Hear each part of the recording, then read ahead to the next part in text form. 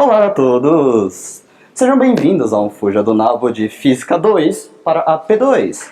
É Física 2, não é 4, não é 3, não é 1, que também está tendo agora. É Física 2, aquela que tem um sistema massa-mola e que agora a gente está no momento meio maratona, né? Que na primeira prova a gente viu bastante MHS e a má notícia é que a matéria de MHS pode voltar nessa prova, pelo menos na segunda parte do Fuja de hoje.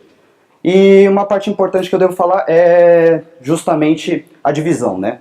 Essa primeira parte eu vou focar bastante em movimentos harmônicos amortecidos. Aí na segunda parte eu vou falar dos forçados. Se eu chegar a terminar antes, o que eu acho que não vai acontecer devido ao atraso que deu, inclusive, eu já começo a parte de MHF e a gente já vai seguindo em frente. Mas por enquanto vamos começar primeiro com uma teoriazinha, primeiramente, para a gente descobrir do que se trata o movimento harmônico amortecido.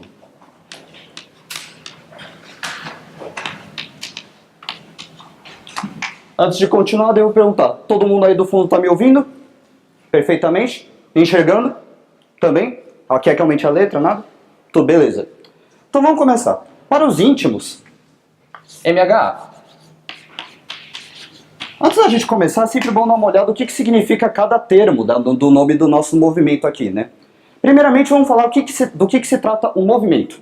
Movimento é óbvio que se trata de movimento, de fato. A partícula não vai estar parada neste movimento. Mas por que isso é importante? Na equação diferencial que a gente vai ver, uma das soluções é x igual a zero. Soluciona aquela equação diferencial. Mas o x igual a zero implica em repouso, basicamente, né? Mas como a partícula está em movimento, o x igual a zero não vai ser uma solução que satisfaz. Eu vou falar mais dela depois, no caso. Harmônico. O harmônico, sempre que tiver harmônico na sigla do movimento, MHA, que tem movimento harmônico, significa a presença da força restauradora. Aqui a gente tem a presença da força restauradora. O que era a força restauradora mesmo? Era aquela força relacionada ao sistema massa-mola, aquela força que era proporcional ao deslocamento da posição de equilíbrio. Então, por exemplo, se eu estiver aqui na minha posição de equilíbrio, de boas, a somatória de forças aqui é zero, e não se trata apenas de uma posição de equilíbrio qualquer, mas uma posição de equilíbrio estável. Ou seja, se eu sair daqui, vai ter uma força que aponta para o centro, e se eu for mais longe, essa força vai ficando mais forte. Isso quer dizer basicamente que a nossa força restauradora vai ser do tipo Fr menos Kx, que é justamente a lei de Hooke do sistema massa-mola. Por isso que o sistema massa-mola aparece bastante no nosso sistema. Por fim, agora a gente vai entrar na novidade da nossa matéria, que é o amortecimento, que é força dissipativa. Força dissipativa. Essa força dissipativa vai apontar para o sentido contrário do seu movimento.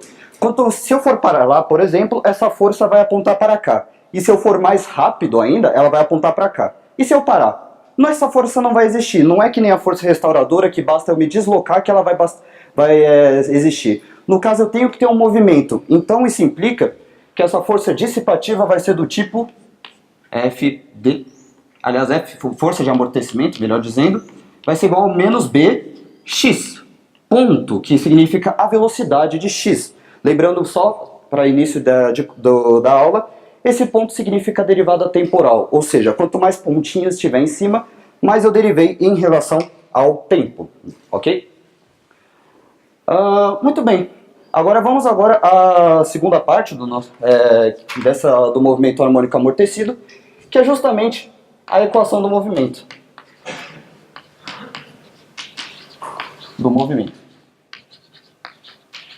Movimento. O que é a equação do movimento? Aliás, você pode chamar essa equação do movimento de duas coisas. Equação diferencial do movimento. Eu coloquei esse parênteses aqui porque nem sempre aparece esse diferencial. Mas quando você fala assim, equação do movimento direto e reto, significa basicamente que ele quer a equação diferencial do movimento. Não é o x de t, a posição em função do tempo, ele só quer a equação diferencial mesmo. E como é que a gente obtém a equação do movimento?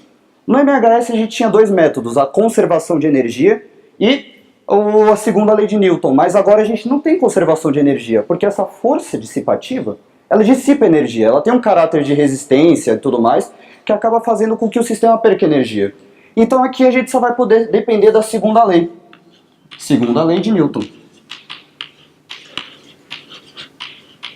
Que diz o que, basicamente? É conhecida, né? Ela diz que a soma de todas as forças, a soma vetorial nesse caso, é igual a massa vezes a aceleração. Ou dPdt nesse caso, mas aqui a gente vai considerar que a massa não varia. Eu vou usar essa notação de mx dois pontos para a gente conseguir escrever da forma diferencial, no caso. Mas isso aqui é aceleração, basicamente. E eu só estou considerando o movimento unidimensional também. Então aqui a gente vai ter somatória de forças em x. Então se a gente tiver uma normal ou equilibrando com peso, a gente nem coloca aqui nessa soma de forças, porque eles se equilibram e dão zero no final. Beleza. Mas quais que são as nossas duas forças que a gente comentou aqui agora? Menos kx e menos bx ponto, que é a força dissipativa. Vai soma das duas forças aqui no caso. Passando esses dois para cá, somando, eu vou ter mx2 pontos mais bx ponto mais kx igual a zero nesse caso. Essa vai ser a nossa equação diferencial do movimento. Porém, ainda tem uma outra notação que usam quando a gente divide tudo por m nesse caso, que é o seguinte: essa aqui vai ser a nossa equação diferencial de fato, que é o que a gente vai usar. Vai ser x2 pontos mais gama x ponto mais ômega zero quadrado x igual a zero. Sendo essa, por fim, a nossa equação diferencial, que é o que a gente vai usar. Na prova, em geral, às vezes eles dão isso, isso e isso. Outras vezes eles dão isso e isso. Depende do quão bem-humorado estiver o IF. Isso eu não sei dizer. Mas se eles derem isso, basta colocar em algum lugar que gama é igual a B sobre M e ômega zero quadrado é igual a K sobre M. Isso aqui a gente chama de constante de amortecimento e isso aqui a gente chama de frequência natural de oscilação ou frequência angular, que é conhecido do MHS, né? O K sobre M lá. Ok? Agora beleza, a gente tem a equação do movimento. Se cair uma questão discursiva disso na prova, a gente já tem meio ponto, digamos assim, né? Porque em geral eles pedem a equação do movimento, outras vezes eles já dão. Mas agora, faz parte da nossa vida, a gente tem que resolver uma equação, né? Não basta ter equação, a gente quer descrever o movimento da partícula que está sobre a ação dessas duas forças aqui. Mas como é que a gente faz isso? A gente acaba tendo que resolver essa equação diferencial. Eu vou acabar pulando um pouquinho a parte de demonstração, porque em geral não cai isso e eles dão todas as fórmulas no formulário também. Mas todas as demonstrações de cada movimento, aqui no caso, que a gente vai ter 3 casos, tá tanto no resumo da Estudar, quanto no resumo da Xerox, que é aquele escrito que eu fiz, no caso. Então aqui, o primeiro caso que a gente vai ter é o seguinte: a gente vai ter que analisar, a gente vai ter que fazer uma análise básica da relação de entre gama sobre 2 e ômega zero. Que agora a gente vai ter 3 casos aqui. No caso em que a gente tiver gama sobre 2 menor do que ômega zero, aqui a gente vai ter meio que a frequência natural de oscilação do sistema maior do que a tendência de amortecer, no caso. É algo que aparece aqui. Esse tipo de sistema a gente chama de regime subcrítico. Subcrítico. Aqui quando a gente tiver gama sobre 2 igual a ômega zero, aqui a gente vai ter como se o amortecimento tivesse, digamos, pau a pau com a frequência natural de oscilação, com a tendência do corpo de oscilar. Aqui a gente vai ter o regime crítico. Regime crítico. E o último caso, já que a gente falou do menor e do igual, a gente tem que falar do maior, que é o regime supercrítico. Regime supercrítico. O que é essa análise, afinal de contas? Quando a gente resolve essa equação, acaba aparecendo uma equação característica que tem um delta lá no meio, que acaba tendo essas relações aqui. Então, dependendo da relação entre gama sobre 2 e ômega zero, a gente vai ter uma solução diferente para a nossa equação diferencial. A gente não tem uma única solução que diz tudo, que era que nem o caso do MHS, que era A cosseno mais B seno, ou então é a cosseno de ômega t mais φ, por exemplo. Aqui a gente vai ter três casos e a primeira coisa que a gente tem que fazer é analisar a relação entre gama sobre 2 e ômega zero. Pergunta clara, que eu imagino que muitos têm na cabeça, é quais são os que mais caem na prova?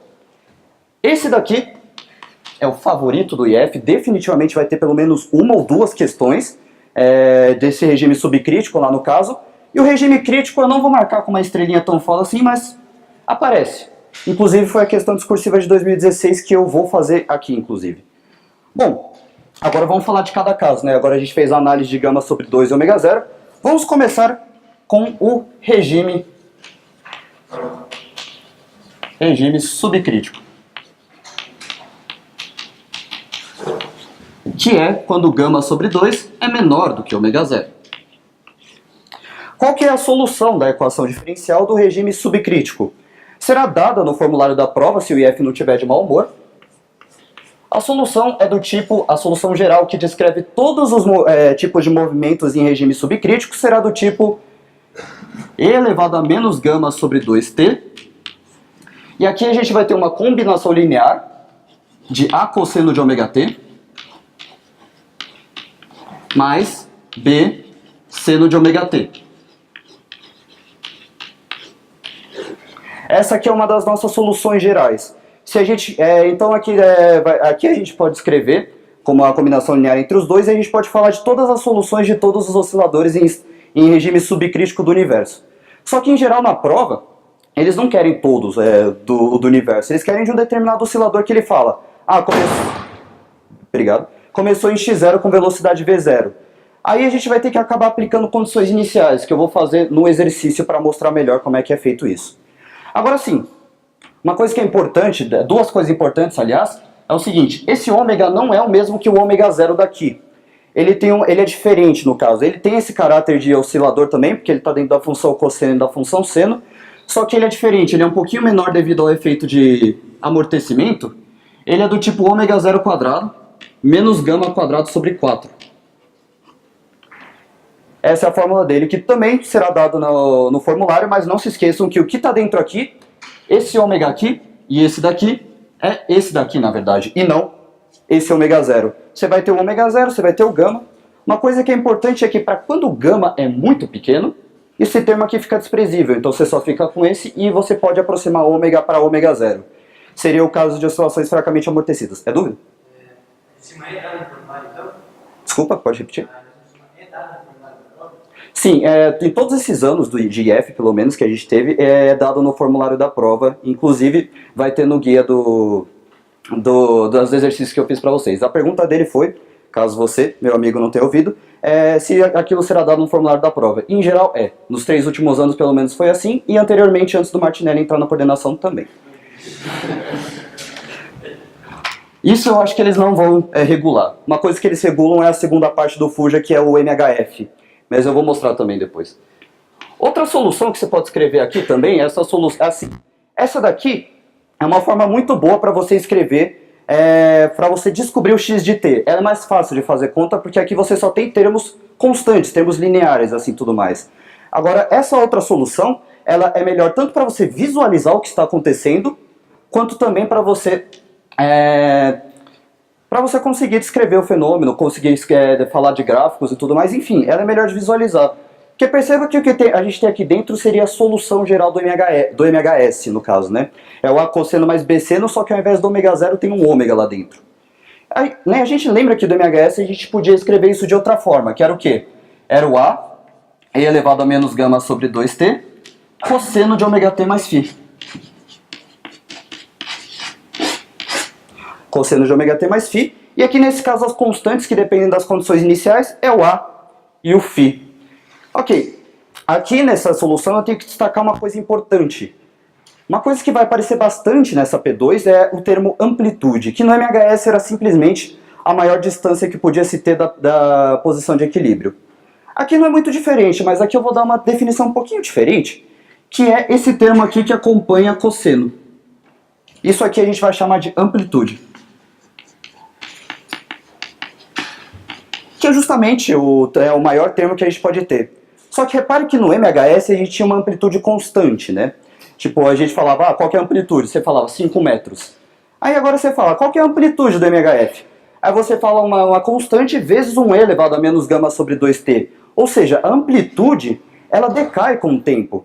E faz sentido isso até, porque como a gente está perdendo energia da força dissipativa, é normal que ao longo do tempo a amplitude vá diminuindo e a nossa energia também. Afinal de contas, a energia é proporcional ao quadrado da amplitude. Eu vou mostrar isso depois na parte de energia. Esse ômega é o mesmo que tem aqui em cima, né? Importante ressaltar. É esse ômega aqui, não o ômega zero. Eu ressalto isso porque pode confundir. E eu só vou mostrar o gráfico agora do regime subcrítico, que não é muito difícil de desenhar também. Porque olhando o primeiro caso lá, a primeira equação diferencial que eu mostrei, é dificilzinho, né? Não é tão simples assim você desenhar o gráfico daquilo. Mas o segundo, você vai ter o quê? Você vai ter um termo exponencial aqui multiplicando um cosseno. Então o que você vai ter aqui?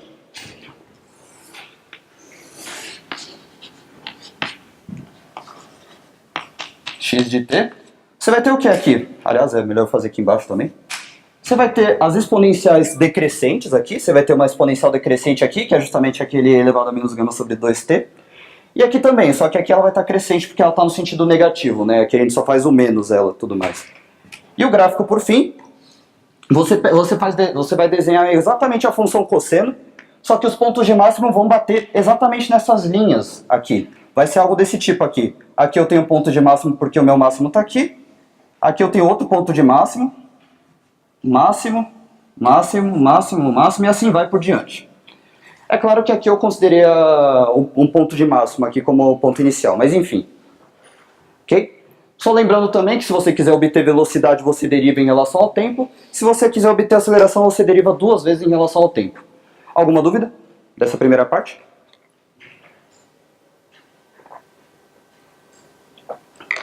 Vamos agora fazer um exercício.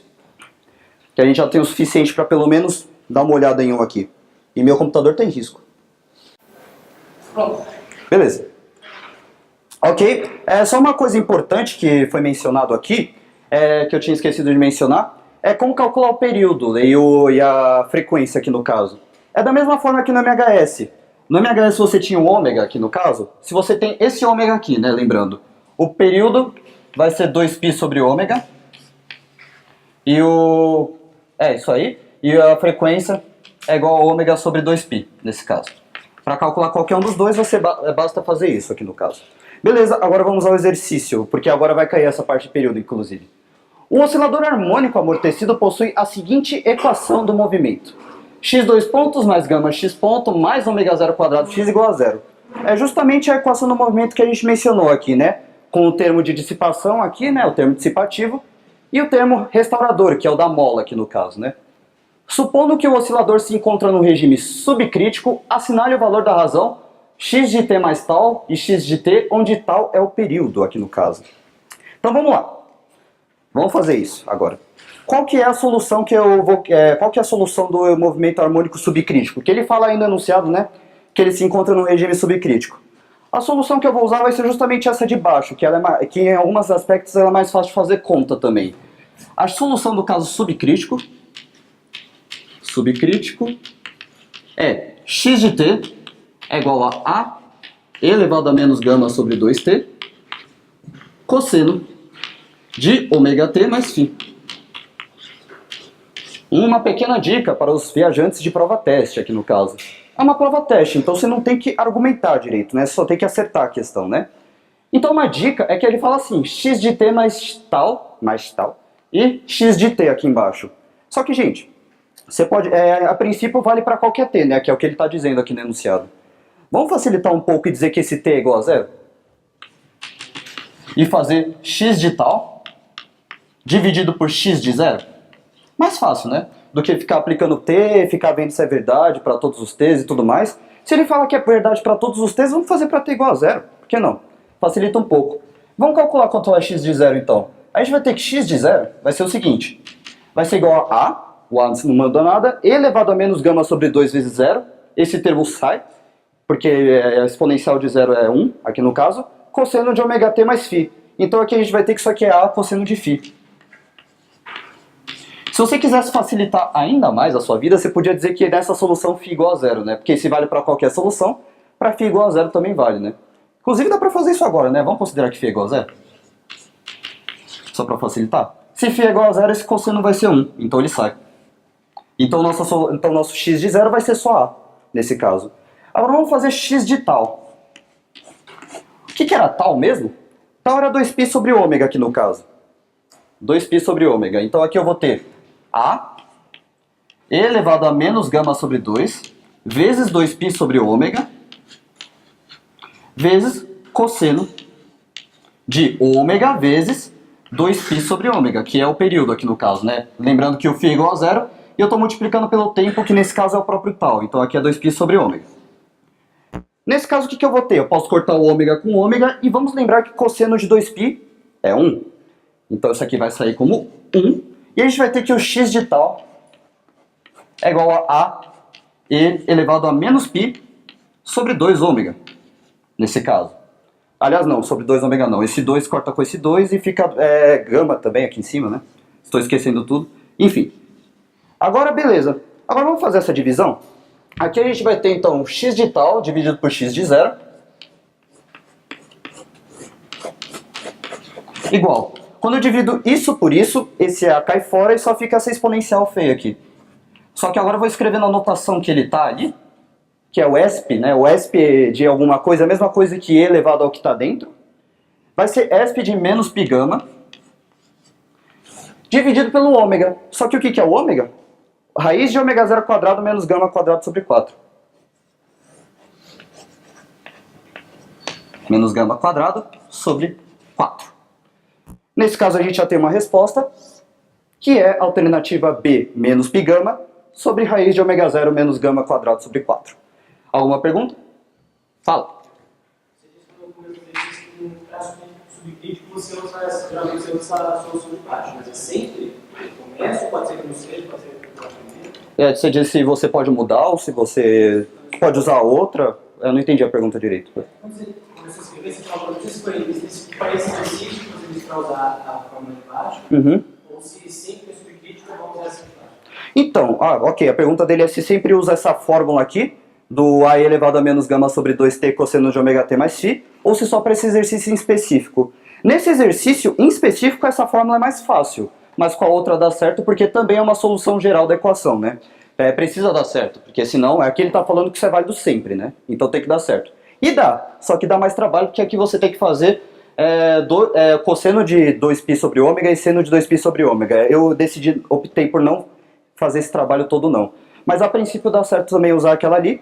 Aquela ali, a de cima, ela é mais fácil para quando o exercício pede x de t. Que aí você só vai trabalhar com incógnitas do tipo A e B, enquanto aqui você trabalha com uma incógnita trigonométrica, que pode ser várias aqui no caso. É por isso que eu não gosto muito da de baixo. O IF acaba usando muito a de baixo, mas a de cima pode ser usada também, certo? Mais alguma dúvida? Por enquanto? Perfeito. Vamos agora a outro exercício, porque temos bastante aplicações agora. Aliás, eu não perguntei, tipo, vocês estão enxergando a lousa? Porque, tipo, eu apaguei aqui em cima e eu esqueci de perguntar se vocês estão enxergando. Tá dando pra ver no escuro? Alguém pode responder, por favor? Tá dando, ok, beleza? Vou continuar, então. Vamos ao próximo exercício.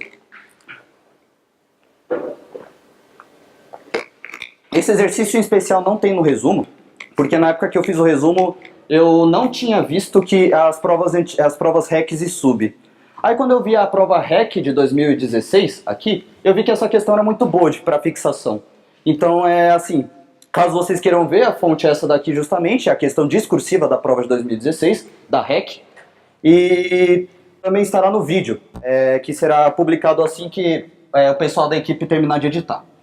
Mas vamos lá, vamos ler esse exercício. Eu acabei de apagar o exercício que acabei de fazer, mas tudo bem. Acho que é isso. Vamos lá. Beleza. Um objeto de massa emão é preso a uma mola de constante elástica Kzinho. O sistema que está sujeito à ação de uma força de amortecimento FA igual a menos ρx, ponto, que é justamente a fórmula de amortecimento lá, só que ao invés de B ele usa ρ, cada um usa a sua notação que preferir, é colocado para oscilar. Sabendo que esse oscilador harmônico amortecido tem fator de qualidade Q igual a ômega zero sobre gama, eu vou chegar a falar desse tal do fator de qualidade, que ele vai aparecer bastante nos exercícios também, mas é exatamente o que ele fala, o fator de qualidade, é ômega zero sobre gama, não tem muito o que dizer aqui no caso. Ele definiu aqui, então não tem problema. Sua equação do movimento é dada por x2 pontos mais gama x ponto mais 25x. Aqui ele não coloca o ômega zero, ele já coloca o 25 direto, que é justamente o ômega zero quadrado, né? Igual a zero. E ele pede para determinar, no item A solução da equação do movimento, sabendo que x ponto para t igual a zero igual a 3 metros por segundo a menos 1, e que a constante de fase é igual a 3π sobre 2. Ele facilitou um pouco nesse exercício porque uma das constantes que você tem dessa equação aqui, não dessa, porque constante de fase é justamente esse φ aqui, ele facilitou porque ele já deu uma das constantes, então basta você procurar a outra. Só que a outra você vai ter que acabar derivando, o que já ferra um pouco a nossa vida, porque derivar MH é sempre problemático. Mas vamos lá, vamos começar com o item A então. A ponto. Nesse caso, o que eu vou ter? Eu vou ter x de t é igual a cosseno, cosseno não, e elevado a menos gama sobre 2t, cosseno de ômega t mais φ, só que o φ ele já deu, o φ é 3π sobre 2, então eu vou trocar esse φ por 3π sobre 2, para facilitar a nossa vida, né? Aí a gente tem que calcular muitas coisas aqui. Primeiramente a gente tem que saber qual que é o ômega, depois a gente tem que saber qual que é o gama, e a gente tem que saber qual que é o ômega zero, que também não está muito difícil, e também a gente tem que saber qual que é a constante A. Vamos começar pelo mais chato, que é justamente achar essa constante A, que vai ter que fazer o quê? Vai ter que aplicar a condição inicial que ele deu ali. E aí fala que a velocidade inicial por um instante t igual a zero é 3 metros por segundo. Então se eu fizer a velocidade aqui no caso, x ponto de t, a gente vai ter que derivar essa bagaça aqui. Só que o que a gente tem aqui? Produto de duas funções que dependem do tempo. Então a gente tem que fazer a derivada de uma, manter a outra, e somar com a derivada da outra e manter a uma. Então eu vou começar por essa daqui. O que a gente vai ter aqui? A derivada de elevado a menos gama sobre 2t é menos a gama sobre 2 e elevado a menos gama sobre 2t. Isso tudo da regra da cadeia, né? Derivo que está dentro, tomba aqui no caso, né? E eu mantenho a exponencial porque a derivada dela é ela mesma, né? E aqui eu mantenho o segundo, cosseno de ômega t mais 3π sobre 2. Mas, agora eu derivo esse e mantenho o primeiro constante. Aqui a derivada do que está dentro do cosseno é ômega, né? Porque isso aqui é constante, isso aqui é ômega t, a derivada de ômega t em relação a t é ômega. Só que a derivada de cosseno é menos seno, né? Eu tenho que fazer a regra da cadeia aqui no caso. Então vai ficar o quê? Menos a elevado a menos gama sobre 2t, ômega, e aqui embaixo é seno de ômega t mais 3π sobre 2. 3π sobre 2. Muito bem. Só que o que ele dá ali? Ele dá a velocidade para o instante inicial, x ponto de zero. Então aqui a gente tem que aplicar para zero, né? X ponto de zero vai ser o quê? Esse termo aqui cai fora, né? Porque ele é um termo constante, ele vai ficar 1 aqui no caso, né? Colocando zero. Só que colocando zero aqui eu vou ficar cosseno de 3π sobre 2. E cosseno de 3π sobre 2, ou múltiplos de π sobre 2, vai ser zero nesse caso. Então esse termo cai fora. Aqui eu vou ter a elevado a menos gama sobre 2t, só que aqui vai ficar elevado a zero dando 1 também. Então vai ficar a ômega, o ômega se mantém. E aqui seno de 3π sobre 2.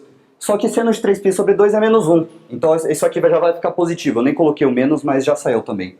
Então nesse caso eu vou ter que a ômega é igual ao quê? 3 metros por segundo. E por fim eu vou ter que A é igual a 3 sobre ômega. Só que a gente ainda não tem ômega, né? Então a gente vai ter que achar primeiro o ômega antes de sair colocando. Aí beleza, né? Agora vamos fazer os cálculos das outras coisas que eles dão ali. Ok? Nesse caso a gente vai ter que o ômega zero, ele está ali no 25. Porque é o seguinte, né? Aqui a gente vai ter que x2 pontos mais gama x ponto mais 25x igual a zero. E justamente esse termo que acompanha, o x, é o ômega zero quadrado. Então a gente vai ter que ômega zero quadrado tem que ser igual a 25, ou seja, a gente vai ter que ômega zero é igual a 5 radianos por segundo. 5 radianos por segundo, por que não menos 5? Porque eu não vejo sentido numa frequência negativa por enquanto. Mas aqui, agora continuando, nesse caso aqui, como é que a gente acha o gama nesse caso? Porque o gama ele não deu na equação, né? Mas ele dá esse fator de qualidade aqui, que é justamente o ômega zero sobre gama igual a 100. Então a gente vai ter que o gama é justamente o ômega zero sobre o quê? O fator de qualidade, que é igual a 5 dividido por 100. Que é justamente o 20, 1 sobre 20, aliás, né? 1 sobre 20, segundos a menos 1, nesse caso. Importante. Ok, então agora a gente pode calcular o ômega. O ômega, a gente já pode terminar também já de escrever a nossa equação aqui nesse caso. O que a gente vai ter?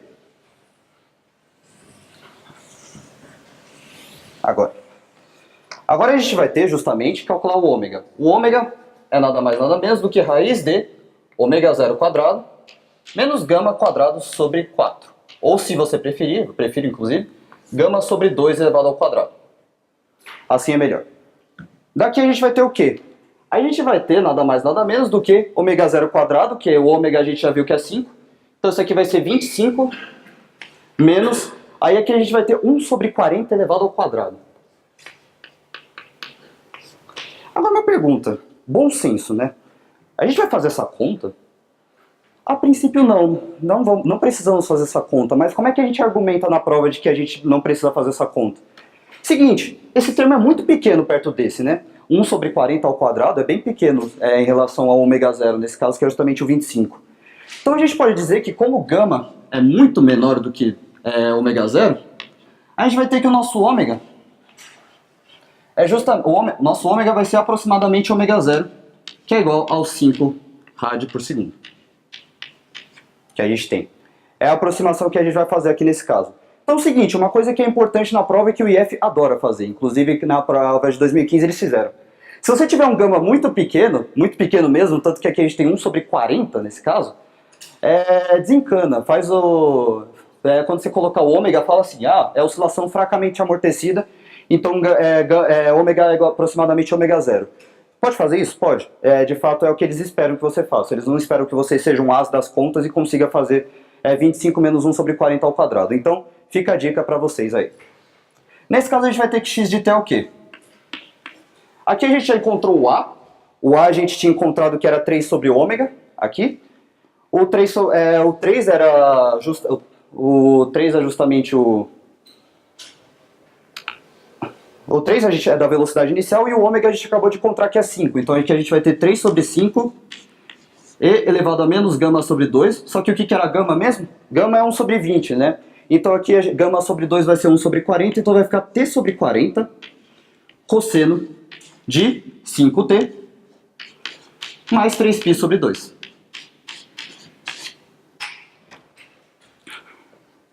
Ok? Fala.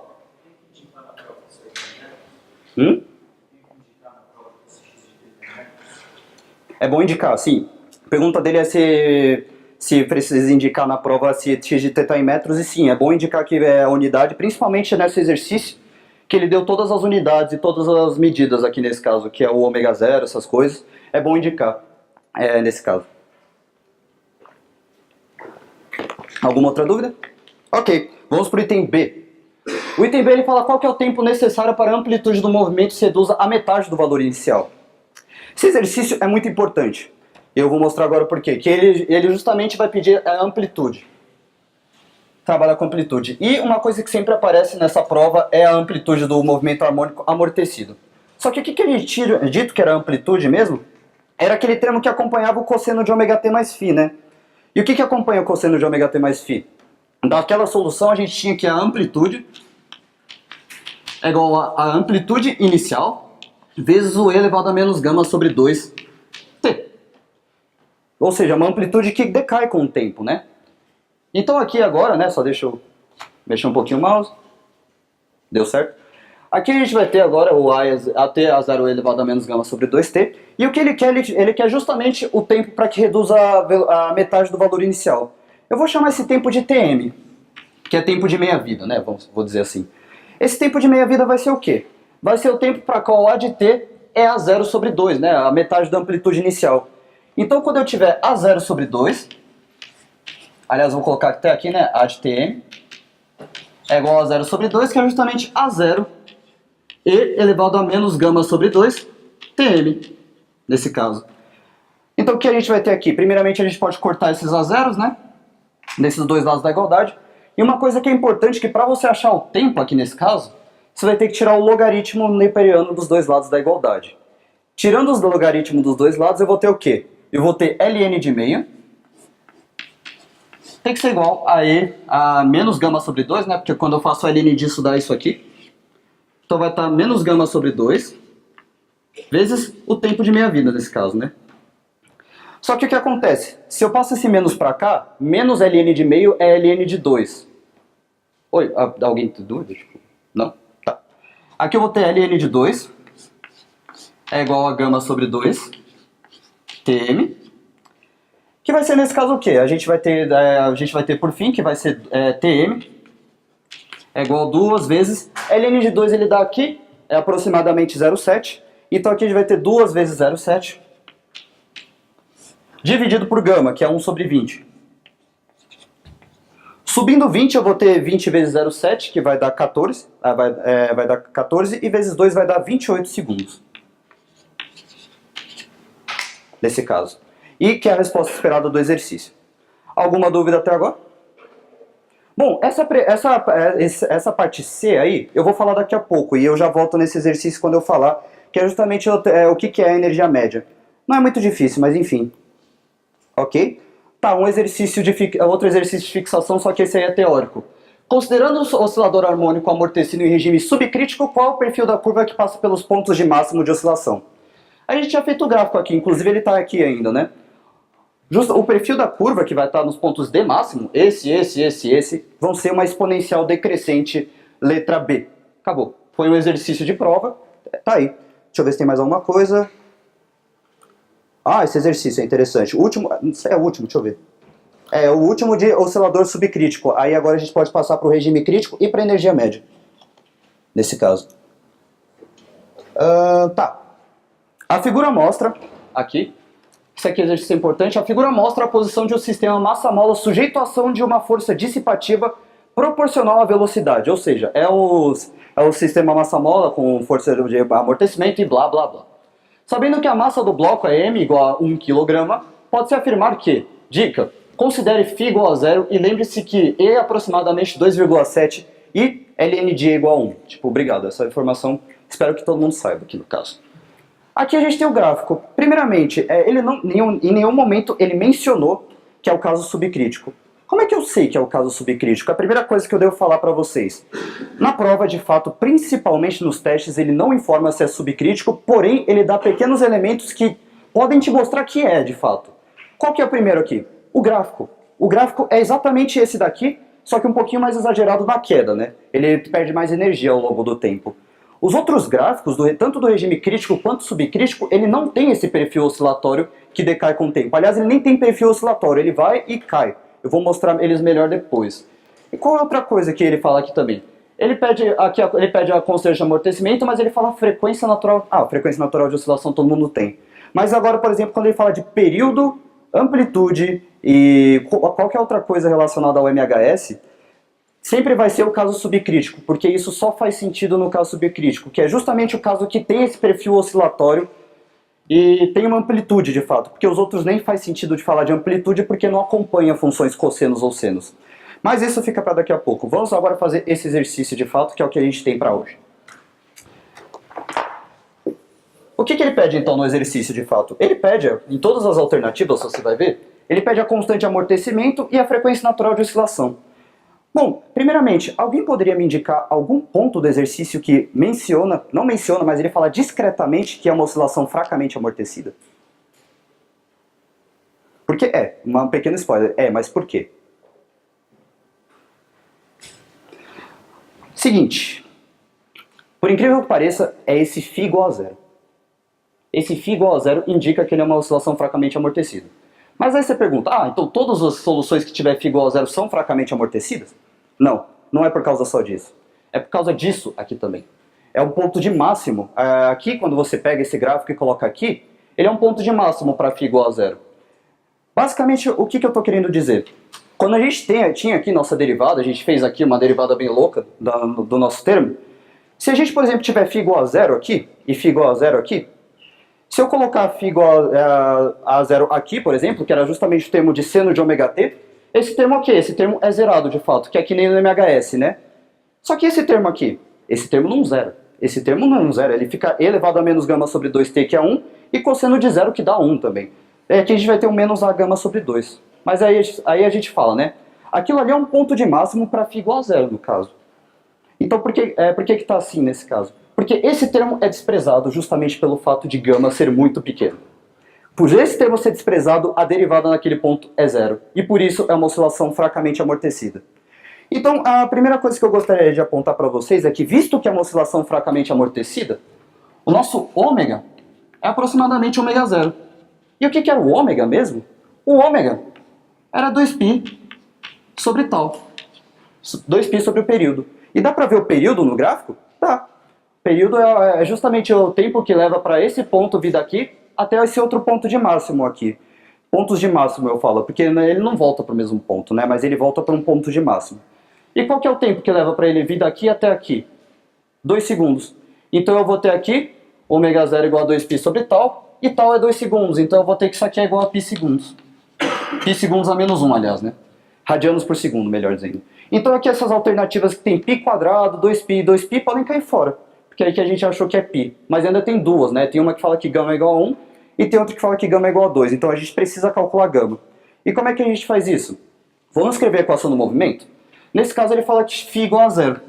Então vamos usar, né, isso. A cosseno, e elevado a menos gama sobre 2t, cosseno de ômega t mais φ. Só que φ é o quê? Zero. Então fica só cosseno de ômega t. Ele falou para usar no caso, né? Então vamos lá. X de zero é o quê?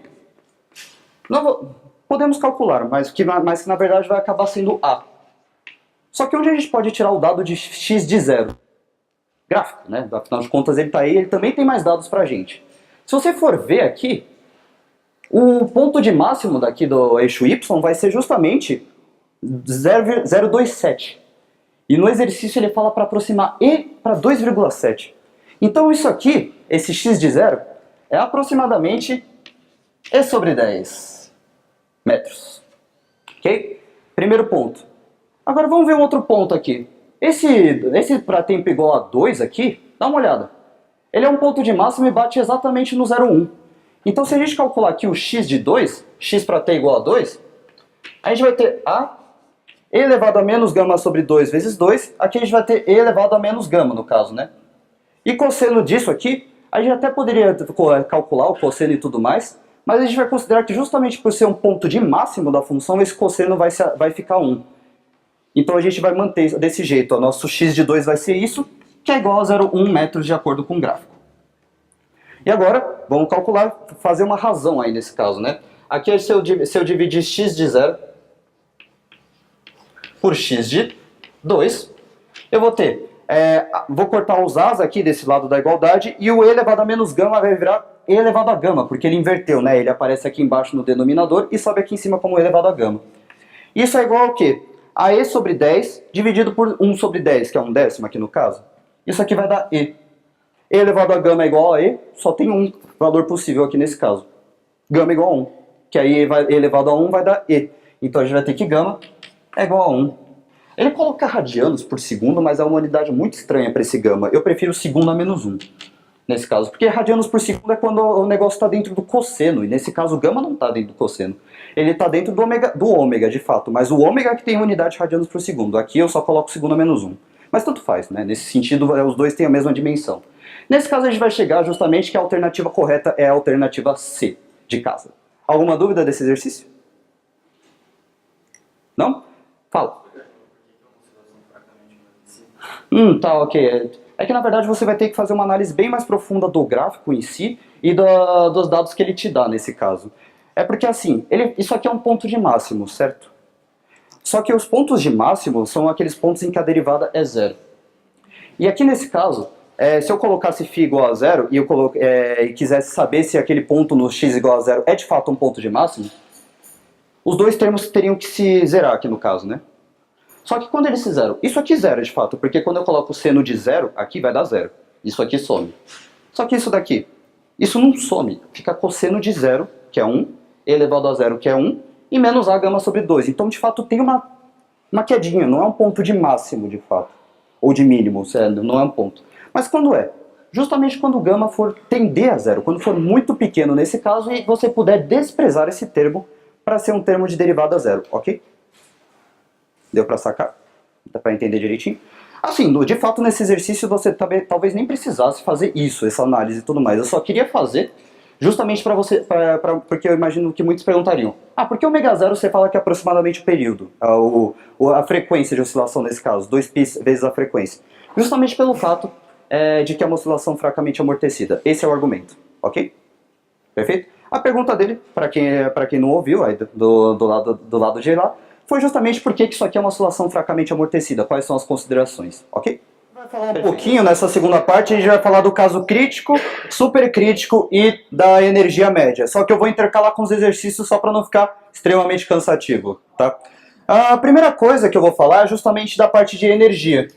Eu vou falar de duas coisas de energia. Eu vou falar de uma que é a energia, a dissipação em função da energia cinética, energia aqui no caso. Primeiramente, e a outra parte é a energia média, que eu vou definir um pouquinho, que é uma definição meio estranha, mas que aparece nas provas em geral. Mas vamos lá. Primeira coisa que a gente vai falar de energia. Vamos falar da dissipação. Dissipação. Como é que a gente calcula a dissipação da energia no sistema? Para a gente falar de energia do sistema, a gente tem que falar que tipo de energia está armazenada nesse oscilador. E a resposta é energia mecânica. Para a gente calcular a energia mecânica, a gente vai ter o quê? A gente vai ter a componente, né? Não é vetor no caso, mas a gente vai ter uma parte que é cinética, que é justamente mx ponto, que é a velocidade ao quadrado dividido por 2, mais a energia potencial. Qual que é a energia potencial presente nesse oscilador? É a da mola, justamente, é o kx quadrado sobre 2. Kx quadrado sobre 2. Ok? Essa é a nossa energia mecânica. Né? Tem o termo da energia dissipativa? A energia dissipativa não gera energia potencial, muito menos cinética. Ela é uma energia dissipativa. Ela realiza trabalho. E é justamente isso que a gente vai ver aqui. Como é que a gente quer saber qual que é a variação da energia em função do tempo. E como é que você faz isso? Derivando em relação ao tempo. Então aqui a gente tem que fazer ponto da energia mecânica. O que a gente vai ter aqui? Aqui a gente vai ter m sobre 2. M sobre 2 é uma constante, sai da derivada, não precisa derivar. Agora o x ponto ao quadrado é uma função do tempo, só que é composta, né? X ponto, que é uma função do tempo, e x ponto ao quadrado, que é uma função de x ponto. Então aqui a gente precisa fazer uma regra da cadeia. Derivando x ponto ao quadrado em relação a x ponto, a gente vai ter 2x ponto. E derivando x ponto em relação ao tempo, a gente vai ter que é a derivada segunda em relação ao tempo, que é x2 pontos. E o kx quadrado sobre 2, a gente vai ter que é k sobre 2 vezes. Aí aqui a gente vai ter a derivada de x em relação a x quadrado em relação a x, que é 2x, vezes x ponto, que é a derivada de x em relação ao tempo. Regra da cadeia, inclusive era assim que você achava a equação, uma das formas de achar a equação do movimento do MHS. Só que aqui você não consegue achar a equação do movimento do MH, porque a energia não se conserva, você não pode igualar isso a zero nesse caso. Porém, uma coisa que eu gostaria de destacar. Antes de tudo cortar esses dois aqui, né? Ele sai da nossa equação. E aqui eu vou deixar o x ponto em evidência. X ponto em evidência. E aqui dentro eu vou ter o mx2 pontos mais kx. Ok? Bom, isso aqui é uma forma de você escrever a dissipação em função do tempo, só que tem uma forma um pouquinho melhor, que é justamente você perceber o seguinte. Isso daqui está na nossa equação do movimento. Sério? Sim, vamos lembrar qual que é a equação do movimento? Era mx2 pontos igual a menos kx menos bx ponto. Mais uma vez, passando esse aqui termo para cá, somando, eu vou ter mx2 pontos mais kx igual a menos bx ponto, nesse caso.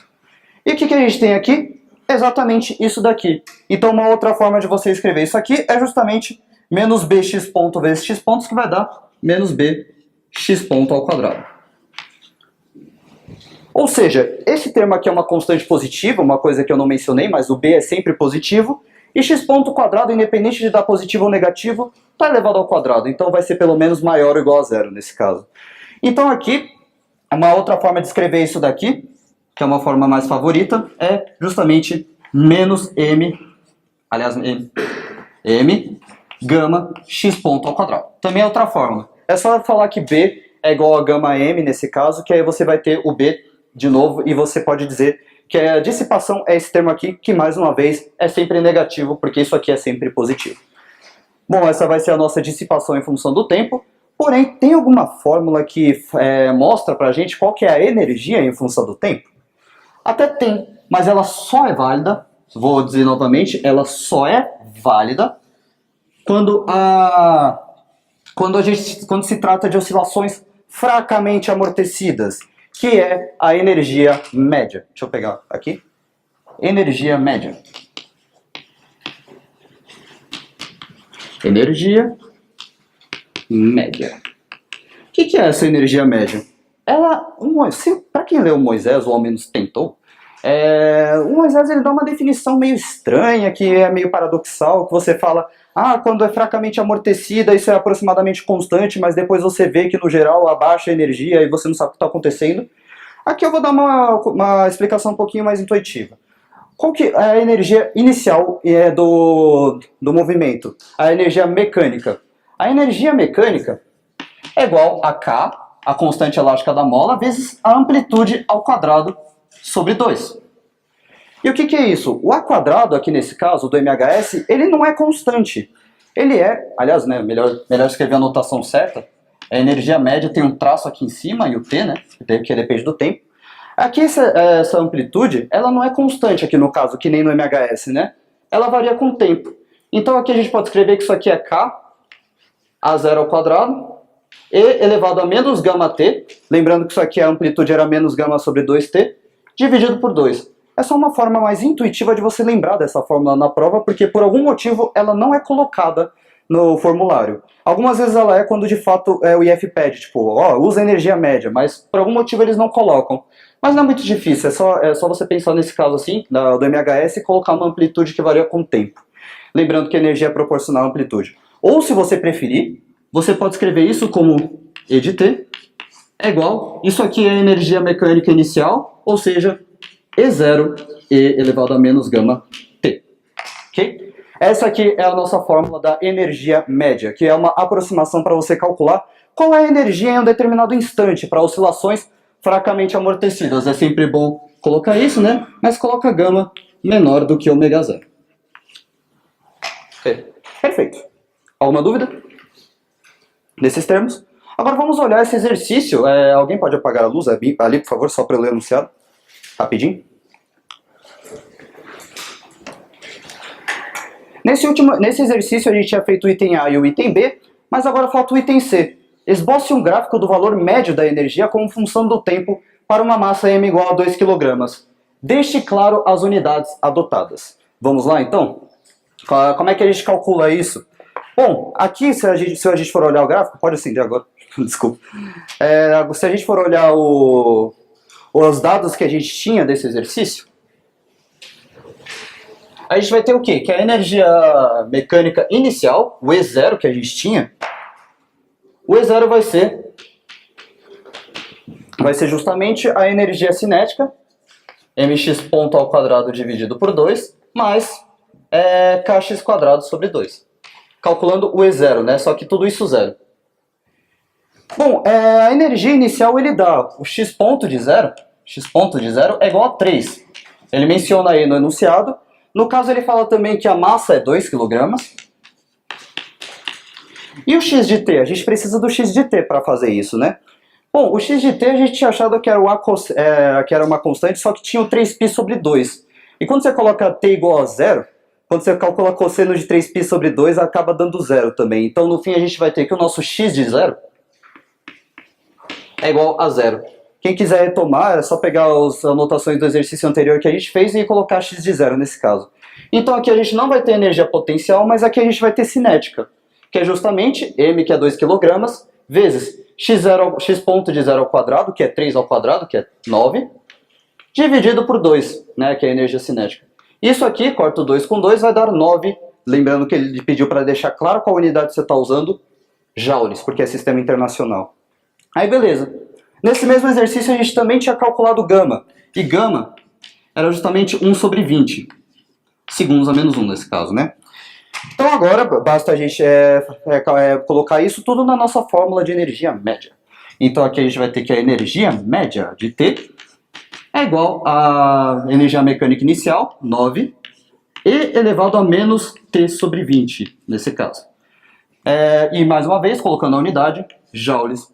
Montando o gráfico disso aqui, você faz o quê? Você faz o eixo aqui, coloca que isso aqui é o tempo em segundos, coloca que isso aqui é energia em joules, energia média, aliás, coloca 1,9 joules aqui, que é justamente a energia inicial, e faz a exponencial decrescente.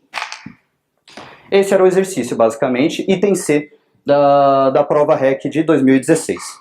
Ok, vamos entrar em outra parte da teoria agora, que é justamente os outros dois casos, que é o regime crítico e o supercrítico.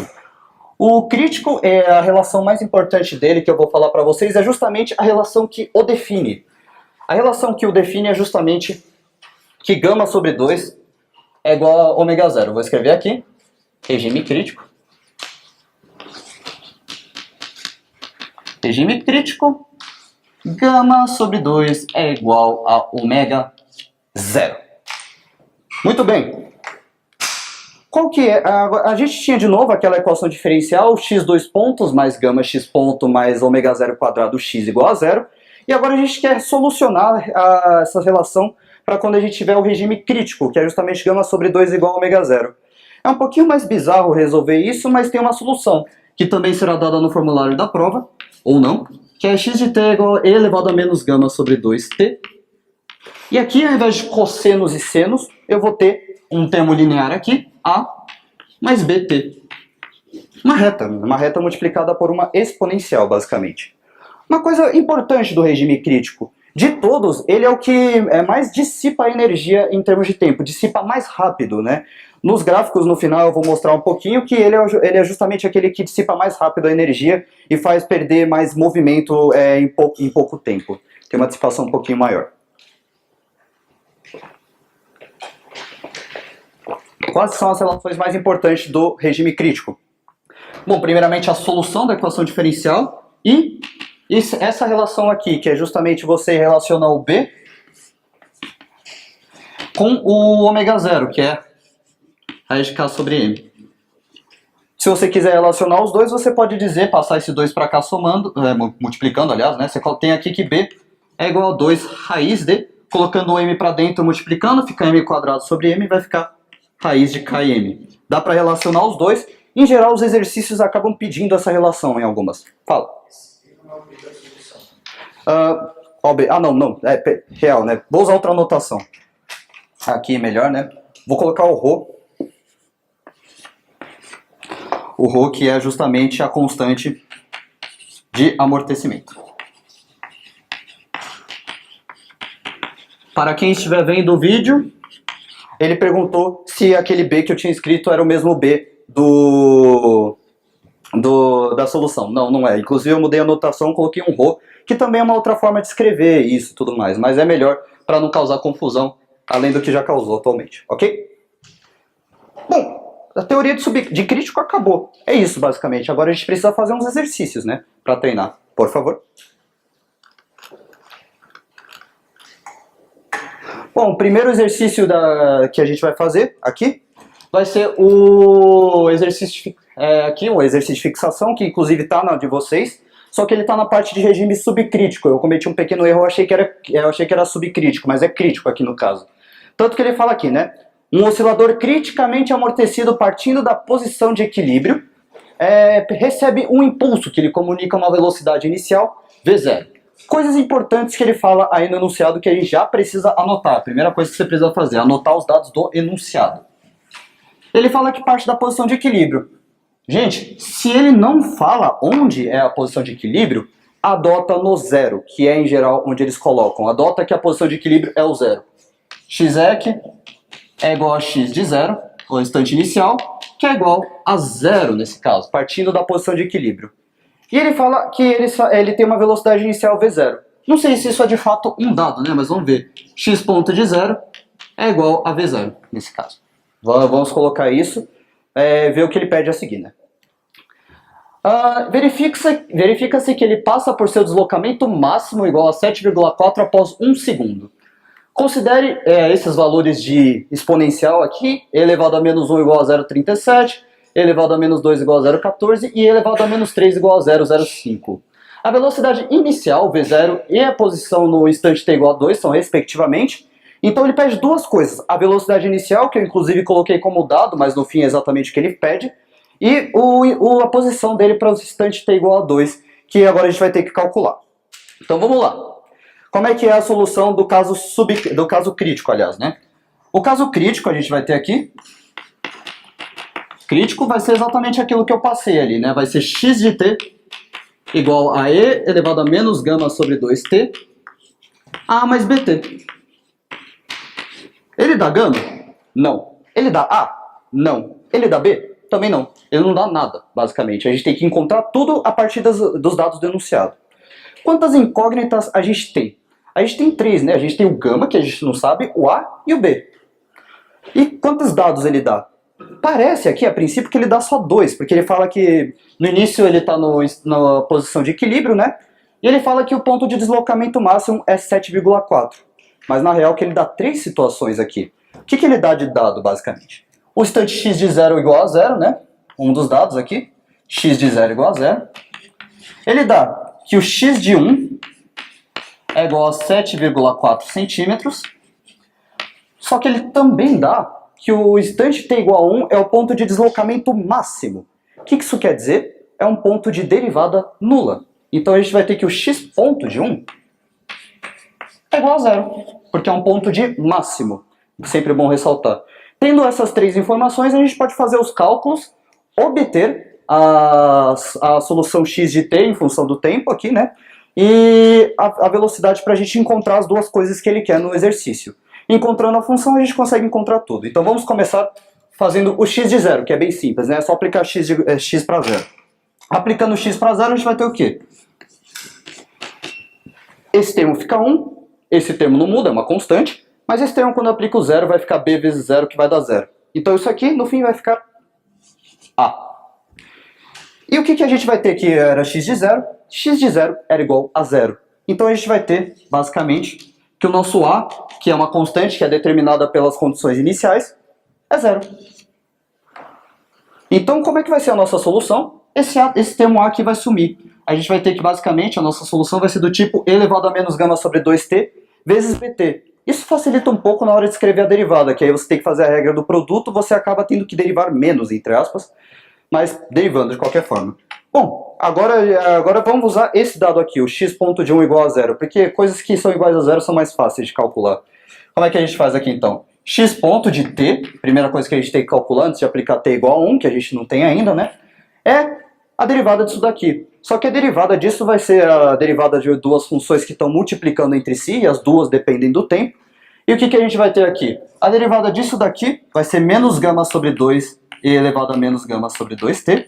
E pela regra do produto eu derivo o primeiro e mantenho o segundo, somo com a derivada do segundo e multiplicando pelo primeiro. Então mantendo o segundo vai ser bt.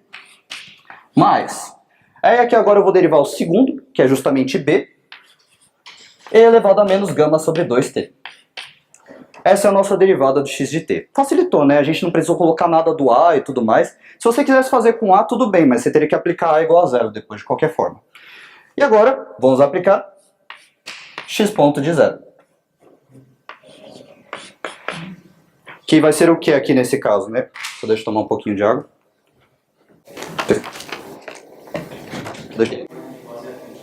Isso, x ponto... Nossa, bem lembrado.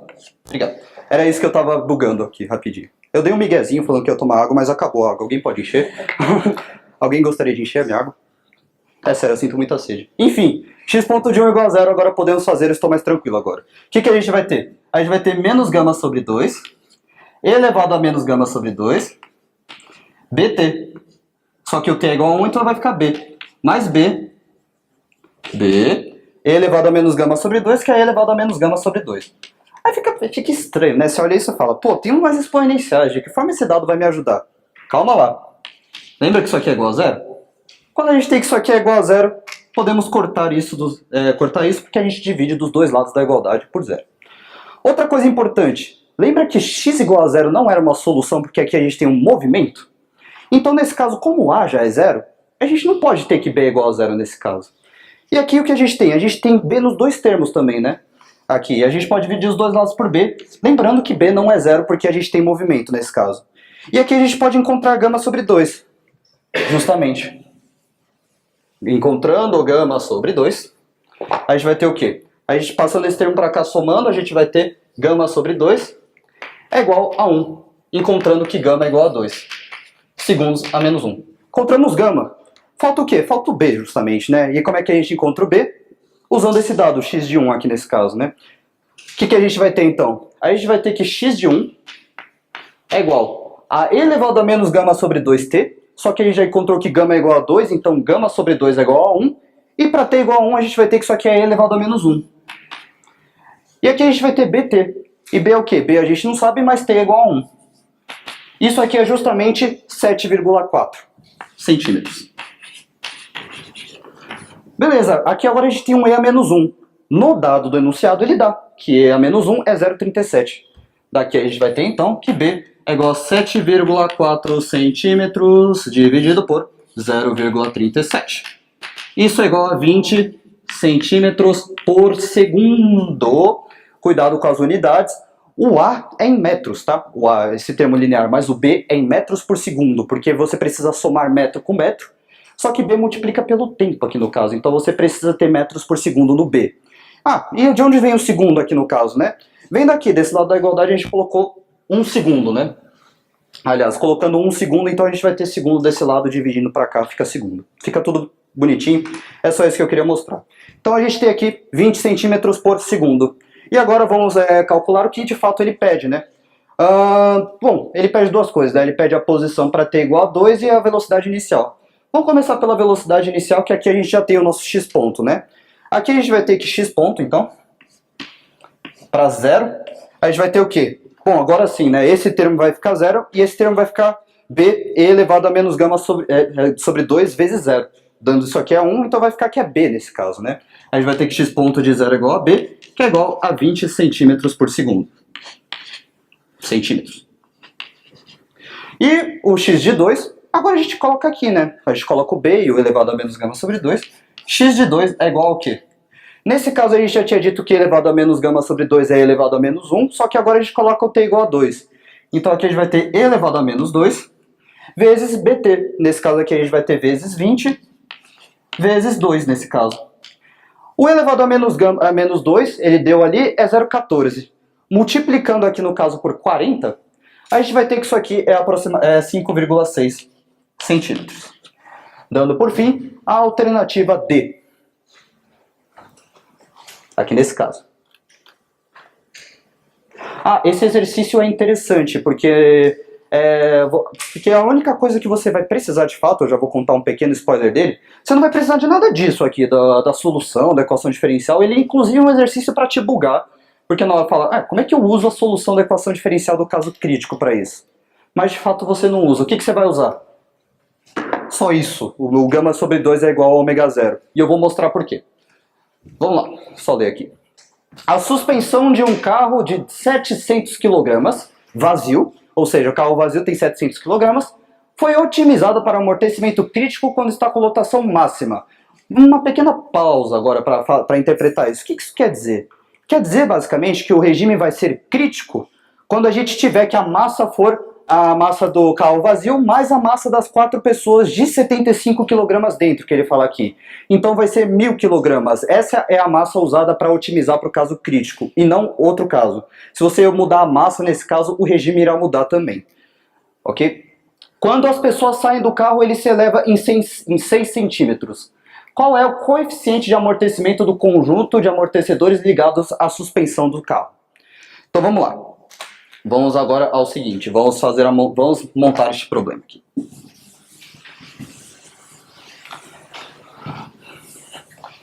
Até aqui, quanto tempo? 7. 7? Uau! Vamos lá. O que a gente vai ter aqui então? A gente vai ter numa situação inicial que a gente tinha o carro cheio. Ou seja, aqui a gente tem um M mais 4Mzinho. O que é Mzão e Mzinho que eu estou considerando aqui? Nesse caso eu estou considerando que cada um é uma... o Mzão é a massa do carro vazio e o Mzinho é a massa do carro com várias pessoas dentro. Isso aqui vai estar contraído de uma distância... Eita, tá. Vou dizer que isso aqui está contraído de uma distância x1. Não sei qual é essa distância, não foi dado no exercício, mas eu sei que em relação ao comprimento natural da mola, distendeu x1. E agora? No segundo caso agora, passou para cá, né? Aqui eu vou ter, agora que o carro vai estar mais vazio, esvaziou, vai ter a massa M do carro sozinho. E só que agora ele vai estar um pouquinho mais alto, né? Porque saiu um pouquinho de massa. Aqui ele vai estar...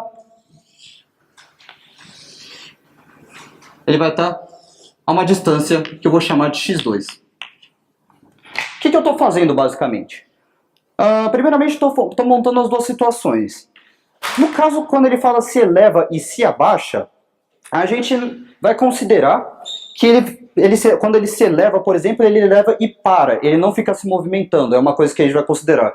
E quando abaixa, também, se ele fala cedeu, quer dizer que ele cedeu e parou, que é depois de um tempo, tá, até ficou oscilando, mas quando ele parou, quer dizer que ele cedeu tanto, é isso que ele quer dizer basicamente. Então o que a gente vai ter aqui se a gente fizer o diagrama de força dos dois? Nesse daqui a gente vai ter uma força para baixo, né, que é o M mais 4mg. mg. E para cima, eu vou ter a força Kx1. E aqui eu vou ter uma força para baixo, Emão G. E para cima, Kx2. A pequena coisa importante, tem amortecimento nesse caso? Não, porque o bagulho não está em movimento, e quando não está em movimento, não se mexe, não tem velocidade, e a gente vai desconsiderar as forças de amortecimento nesse caso.